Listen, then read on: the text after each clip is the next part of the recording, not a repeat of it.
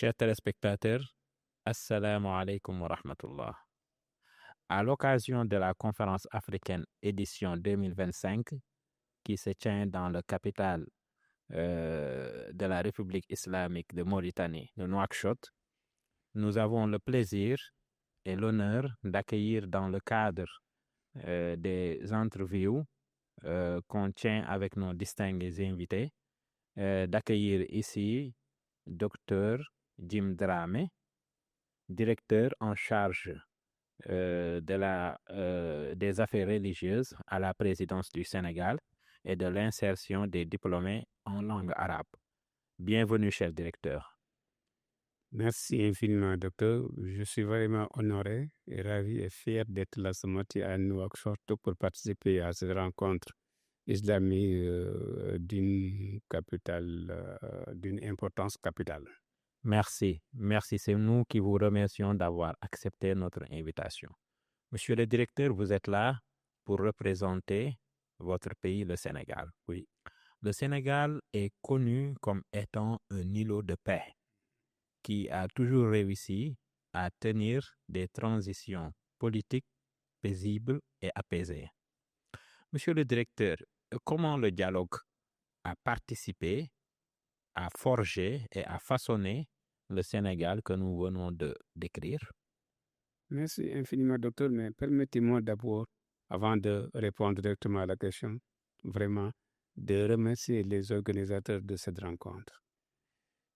Et en premier lieu, le cher Mohamed Ben Mahfouz Ben Bayan, cette personnalité religieuse qui contribue considérablement à la recherche de la paix au niveau local, au niveau africain et au niveau international. Donc, je le remercie pour l'invitation qui me permet de venir ici participer à ces travaux-là. Je dois également remercier le peuple mauritanien et en premier lieu également le chef de l'État, Mohamed Ould Cheikh Al-Ghazouani, et tout le monde connaît les relations fraternelles, historiques et spirituelles, religieuses, culturelles entre le Sénégal et la Mauritanie. Mais également, je ne peux pas ne pas remercier également son Altesse, Mohamed Ben Saïd Al Nahyan, qui est donc le roi ou bien le président des Émirats arabes unis. Pour revenir à votre question, vous savez, ce qui se passe au Sénégal, c'est le fruit d'un travail de longue durée. Depuis des siècles, depuis l'arrivée de l'islam au Sénégal, les marabouts enseignants, les fondateurs des confréries, qui étaient et qui restent également des enseignants, des formateurs et des éducateurs, ont travaillé sur cette question-là pour créer la stabilité, la paix et le vivre ensemble, le respect mutuel. Ce n'est pas étonnant parce que ça fait partie des enseignements fondamentaux de l'islam. Le Coran, la tradition prophétique nous donne des ordres sur l'obligation de travailler pour un vivre ensemble. Donc, c'est sur la base de ces enseignements que les marabouts enseignants sénégalais ont toujours travaillé pour qu'il y ait d'abord la paix, la stabilité, le respect de l'autre, parce que la vie est un don de Dieu qu'il faut préserver. Donc, comme je l'ai dit, c'est le fruit d'un travail de siècles qu'on est en train maintenant de vivre et qu'il faut préserver. Si le Sénégal reste un modèle, nous devons remercier également donc les devanciers qui ont travaillé sur la question. Le Sénégal connaît au moins 3 religions. et plusieurs ethnies. Il y a des confréries, associations islamiques et autres catégories sociales. Mais cela n'a point empêché le Sénégal à vivre dans un climat d'harmonie, de respect mutuel, de compréhension mutuelle. Et la base, comme je l'ai dit, c'est l'enseignement, l'éducation, la formation, la sensibilisation également à travers plusieurs outils pour maintenir cette situation de paix-là. Donc, je le dis et je répète, le modèle sénégalais, fruit d'un travail de plusieurs siècles, mérite d'être connu et même mérite d'être exporté ailleurs. Merci beaucoup. Cher directeur, vous venez de parler d'un héritage qui est censé être préservé. Aujourd'hui, vous dirigez, vous êtes sur la tête d'une direction qui est censée administrer tout ce qui est religion et héritage religieux au Sénégal. Quelles sont les initiatives que vous comptez entreprendre pour travailler dans ce sens de promouvoir le dialogue, le vivre ensemble et la réhabilitation de ces relations entre différentes religions et obédiences et ethnies? Merci beaucoup. La question est tellement pertinente. Vous savez, je dois dans un premier temps remercier son Excellence, le président de la République du Sénégal, Bassirou Diomaye Diakhar Faye, qui, dès son élection, a eu l'idée, l'intention de créer un organe, une structure qui joue le rôle d'intermédiaire, d'interface entre l'État et les religieux. Vous le savez, le Sénégal, en tant que chercheur, le Sénégal est un pays foncièrement religieux, majoritairement confrérique et soufi.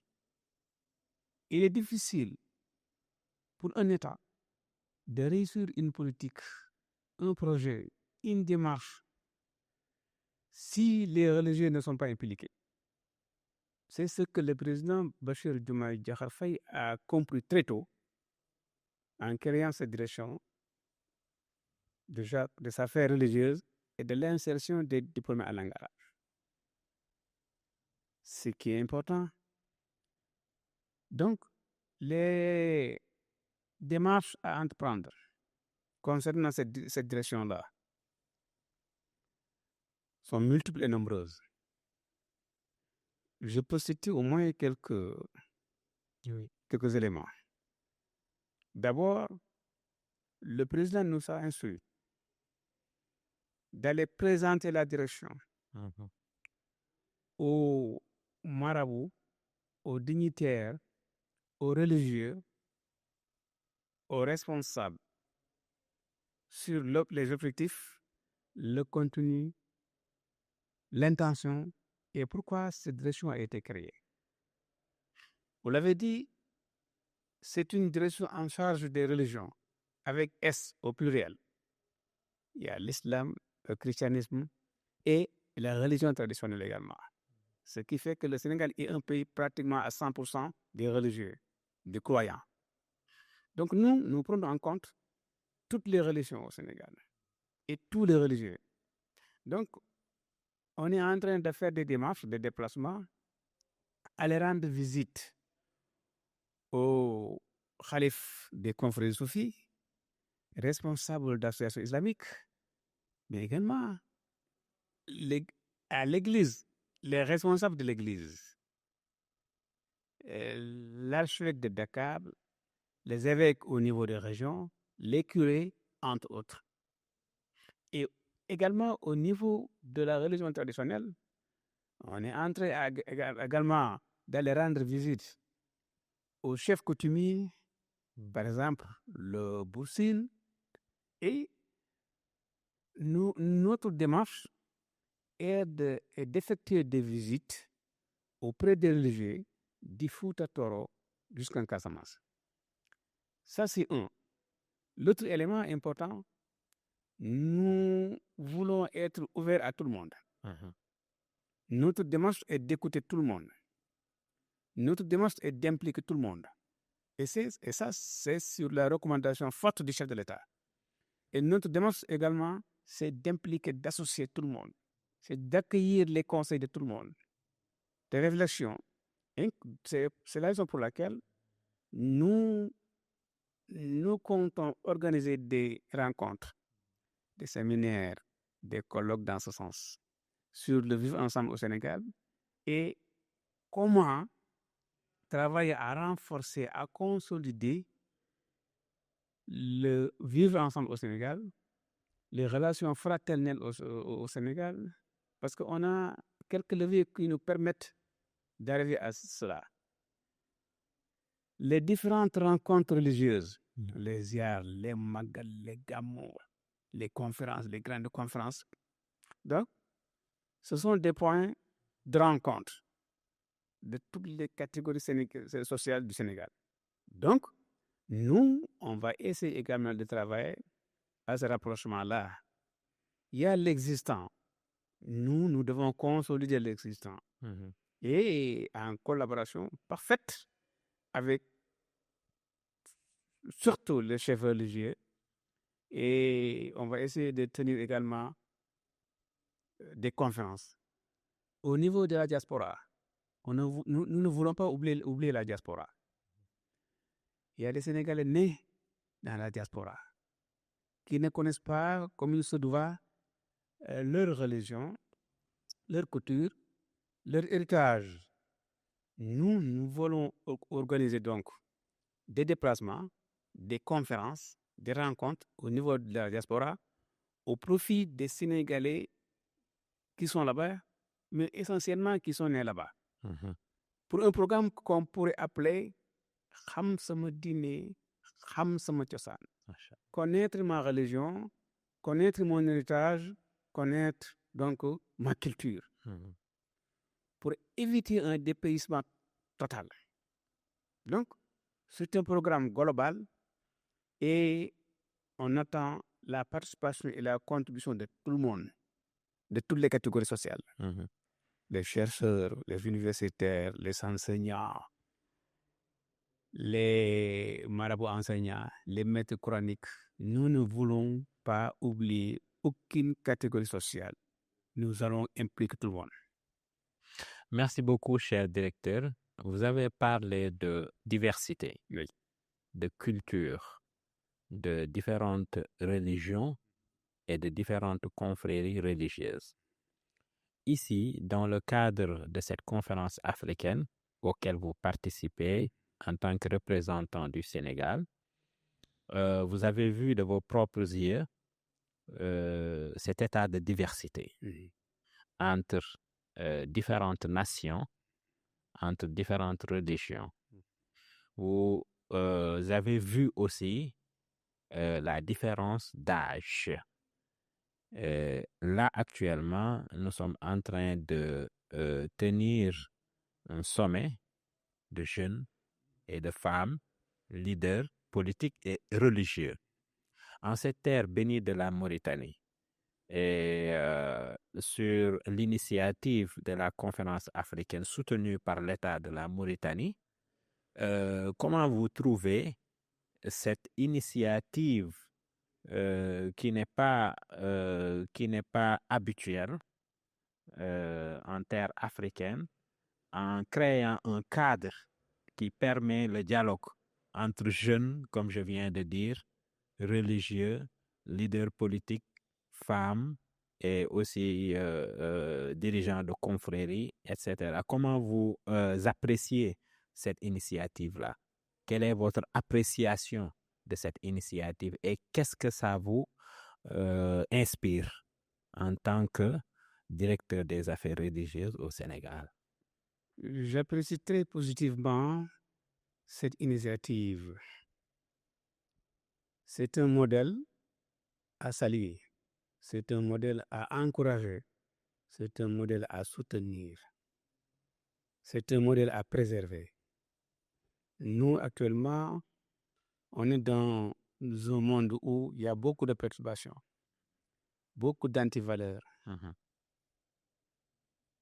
animés par des intérêts par-ci, par-là. Donc, ce modèle créé par le Cheikh Ben Baya, c'est à préserver. Ce modèle contribue considérablement donc à la stabilité sociale au niveau international. Ce que j'ai remarqué, c'est étonnant. Pratiquement toutes les catégories sociales sont représentées ici pendant 3 jours. Universitaires, chercheurs, enseignants, oulémas, imams, jeunes cadres, femmes. Vous savez, donc toutes les catégories influentes sont là. Et ça, c'est important. Extrêmement important. Donc, cela me fait penser que il serait intéressant de soutenir d'abord le Cheikh, appuyer le Cheikh Abdullah Ben Baya. Politiquement, financièrement, diplomatiquement, culturellement, scientifiquement, pour qu'il puisse réussir totalement ce projet qui est un projet donc humain et humaniste. Cela me pousse à peut-être faire une petite proposition. Ce n'est pas une recommandation. Je suis trop petit pour faire une recommandation, mais je peux faire au moins, en tant qu'universitaire, une proposition à l'endroit du Cheikh et à l'endroit de tous les politiques, leaders politiques. Moi, je propose que le Cheikh Abdullah Ben Baya essaye d'organiser une rencontre tripartite, une rencontre internationale sur la question, qui sera parrainée par 3 chefs d'État. Le président Mohamed Ould Cheikh Ghazouani de Mauritanie, le président Bachir Diomaye Diakhar Faye du Sénégal et son Altesse Mohamed Ben Saïed Al Nahyan. Si une rencontre est parrainée par ces 3 leaders influents au niveau africain et international, ça pourrait contribuer également à la recherche et aux efforts qu'on fait pour la promotion de la paix, le vivre ensemble, le respect de l'autre. Il faut qu'on ait la culture du respect de l'autre, la culture de connaître l'autre, l'esprit de pardon et le dépassement. Et ça, les religions révélées les enseignent et y insistent. Moi, j'aime beaucoup répéter ce qu'avait dit Nelson Mandela.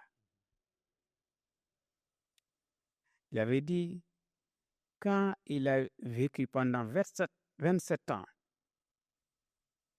quand il a été 27 ans emprisonné, quand il est sorti et quand il est devenu président, il a dit dans son discours,